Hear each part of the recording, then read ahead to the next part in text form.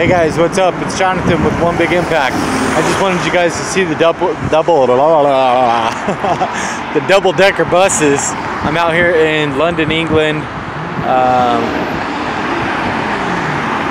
actually saw a couple Lambos today in the area that I'm in. I thought that was kind of cool too.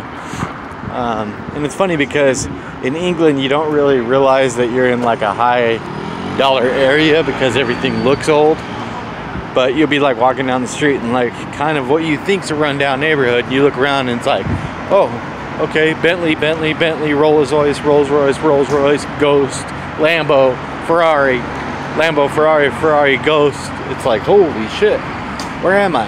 And you start looking around and you can tell that you're in a different place. So today's video is actually how to afford to travel the world. And you're probably thinking, John, you're broke as how are you gonna tell me to travel the world? Well, I got 10 things real quick that I hope will help you. I haven't been everywhere, but I'm so far at 16 countries, and I have a plan to see every country in the world in my life, which is about 6.5 countries per year for the next 30-ish years, which will put me at about 66 years old, which should be fine. And considering I got like 12 countries or 10 countries last month, or a couple months ago, was a pretty good head start. And apparently Boo, my son, wants to go somewhere for Christmas, so I don't know where he's saying Alaska, but I'm like, can I get a country out of this? But anyway, guys, so this is going to be 10 quick things that I wanted to discuss with you. I'm looking for a damn, look at that, that's nice. Looking for a grocery store here. See if I can find one. But first of all, the first thing, most important thing that I ever want to tell you, as far as if you want to travel the world, buy your ticket. Everything else falls into place. I know that sounds stupid, kind of like living on the edge or whatever, but trust me, you buy that ticket and everything else will literally fall into place. Simple. Buy your ticket to wherever you want to go and just ride out the rest. I mean, worst case scenario, you could be homeless for 2 weeks or a month while you were there. You got to go there. You know, you'd be surprised what happens. No, seriously, you have to know where you're going when you get there, because if you don't, they don't want you coming here, because then they think you're going to be trying to move here or be homeless here, and they're not going to have that. So you do need kind of a agenda. But the next thing is realize it's not as expensive as you might think, which is true. For instance, right now for the last 3 nights, actually no, I take that back. When I first, about a week ago, for about 3 nights I should have stayed there. It would have saved me loads of money.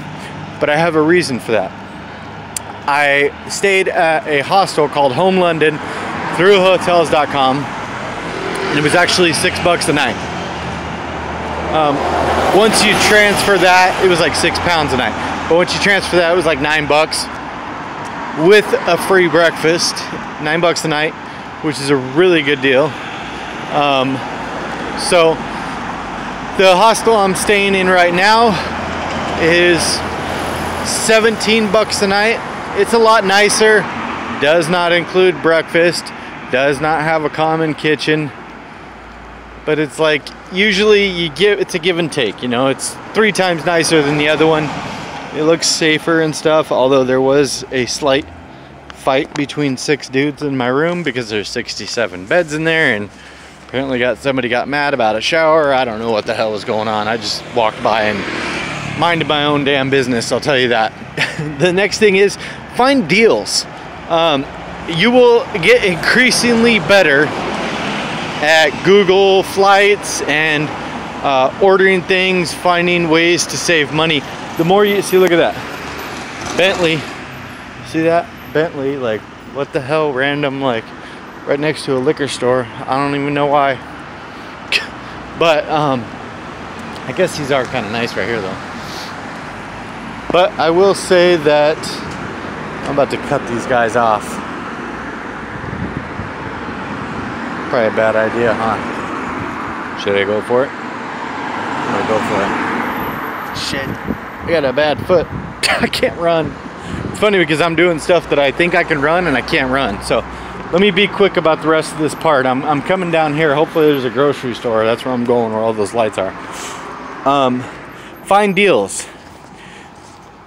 You're gonna have to delete your cookies and your browser history every time you go look for something on your internet or something like that, because the internet is going to constantly try to trick you and say that the price has gone up, and then you instills panic into you, and then you buy it, and you actually ended up spending more than if you were to just go delete your history and stuff like that and stop getting sucked into the lies of the internet.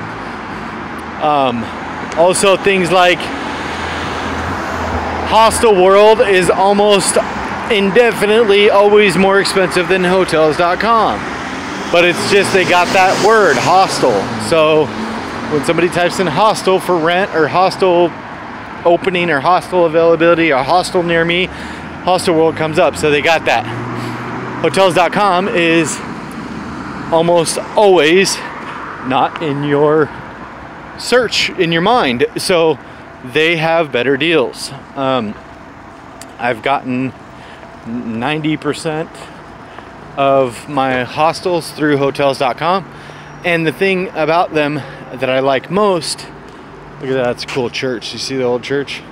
The thing about them most is that they are, let me sit down for a minute so I can focus and get you guys out of here. I like most about Hotels.com is the fact that after you rent 10 rooms, you get one free. And the reason I stayed in this one that it's a little bit more expensive is because it's based on an average. I have 2 rooms already banked from like previous stuff, and I'm trying to bank a bunch of them so I can kind of, but you don't want your average to be too low.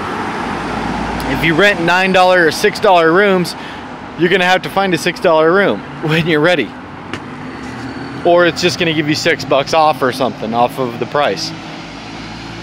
It's called redeeming free nights or whatever. But if you constantly rent a $150 room 10 times, then you will get a $150 room free, which is actually really cool.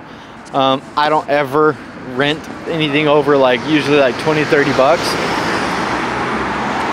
If you're going with somebody, maybe you want to get a hotel. If you're going on your own, get a freaking hostel. It's going to save you tons and tons of money. Trust me.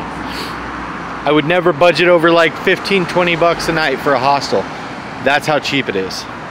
The next thing is figure a way to make money on the go. I'm not saying go get a job in your host country or something. If you're going to be there on like a work visa you probably already got that figured out. But if you're going to be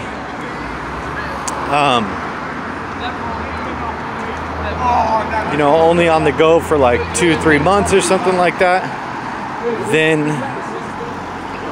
do your best to maybe create a blog where you have followers. I would say try out a YouTube channel or something like that. I don't want you to think if you start a YouTube channel now and you leave it a month that it's gonna provide you a good income base, because it's not. It takes a long time. It could, you know, but 90% of the time it's not gonna happen that fast, and you have to not count on that. But create something, some kind of something that you can still make money while you're out and about. Just something. Come up with some master plan of doing it. Don't stress yourself out on it, but it's nice to have some kind of revenue coming in. Maybe you could do a home-based business that you can run while you're, you know, like a rental company or something. Like I rent out kayaks in Arizona while I'm gone and stuff like that. My family does it, helps me out with that. Next thing is believe you can do it. I always back to that, you guys. If you don't believe you can do it, you're not gonna do it. It's not gonna happen. Trust me, self-belief in the ability to do things like this is gonna be the #1. Stop telling yourself you can't do it.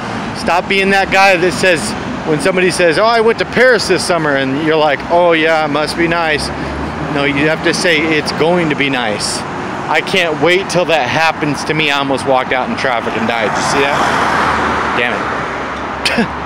talking on the damn phone. I'm gonna go halfway. I like going halfway and being in the middle of the road so I can talk. But that's kind of awkward because like 300 people are going to meet me right there. Oh, but I gotta go the whole way now. Never tell yourself it must be nice or say that to anybody, because that's the way you're indefinitely telling yourself that you can't do it, and you can. That's bullshit. Stop telling your own self that. The next thing is realize it gets easier every time. I know that's probably like a pretty obvious statement, but you'll have to plan less things. You'll get better at booking trains, all kinds of things like that. Another way to save money is going to be book buses, like coach buses, instead of trains. You can save about 90 times the amount if you do that. The next thing, I'm trying to wrap this up real quick for you guys.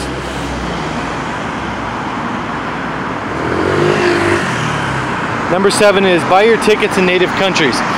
Say you're going to, I'm going to walk in this alley. Say you're going to Germany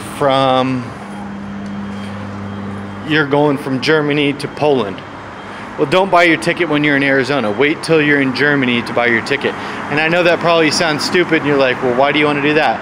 Well, check the prices when you're in Arizona and then check them when you're in Germany, because they have flights and companies that are not going to advertise, like local domestic flights that are not going to advertise. They're going to end up putting you on some international flight that's 5 times the amount. I've literally got a flight from Ireland to Paris for $23. How did they even start the plane for that? Like it literally can be cheaper than your mind can even allow acceptable. You're like holding on to the plane like, oh shit, something's gonna happen. The engine's gonna fall off this fucker. The next thing is hostels over hotels all day long. You can even, if you want the hostel experience but you want the hotel type of atmosphere in your own room, hostels almost always have private bedrooms, so you get both. The next thing is, yeah, go with rewards. Get rewards for travel rewards, like Hostel World. Become an affiliate of the affiliate programs. If you're starting a blog or whatever, they will actually pay you to refer people, and you get paid off of the amount of links and stuff like that. Also, if you're flying with the same company all the time, sign up for flight miles, flight rewards. If you're not, it doesn't matter. Sign up with them all, because eventually you're going to turn back and use that same plane again. So keep that in mind. And number 10 is do it now. Tomorrow is not a guarantee. You need to seriously get your ass out there. If you got somewhere you want to see, do it now. You could become terminally fucking ill tomorrow. Seriously, you guys, stop making excuses, because if you're one of those people that just makes excuses on why you're not doing it today, guess what? You're not gonna fucking do it tomorrow. You're not gonna do it next year. You're not gonna do it ever. What you need to do is seriously stop yourself and actually do it today, right now. If you got the money, pick up and go now. You might want to wait about a month, buy your ticket, and then go in a month, because it's going to be a hell of a lot cheaper. But seriously, guys, though, don't procrastinate on it. Do it before you die. You guys have a beautiful day. Remember to spread love, not hate, and travel awesomely. Peace. Damn phone won't go off.